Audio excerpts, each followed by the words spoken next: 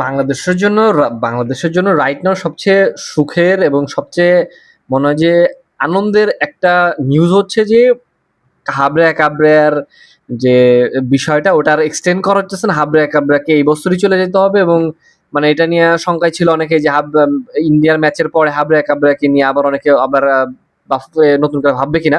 But এটা আসলে মানে মনে হয় বাফুফে থেকে অলরেডি জানাই দিচ্ছে, কজ এটা নিয়ে এখন নিউজ আসে নাই যেহেতু, যে হাবড়ে কাবরের কি অবস্থা, হাবড়ে কাবরে থাকবে কিনা বা তাকে নিয়ে বা বাফুফে আরো ভাবছে কিনা, এটা মনে হয় না ভাবছে। কজ হাবড়ে কাবরাকে যখন নিয়ে আসা হয়েছিল তখন হাবড়ে কাবরাকে যে দলের জন্য নিয়ে আসা হয়েছিল Bangladesh national team, Bangladesh national team এখন তো আর ওই পর্যায়ে নাই যে পর্যায়ে হাবড়ে কাবরে ট্রেনিং করতে পারবে, কোচিং করতে পারবে।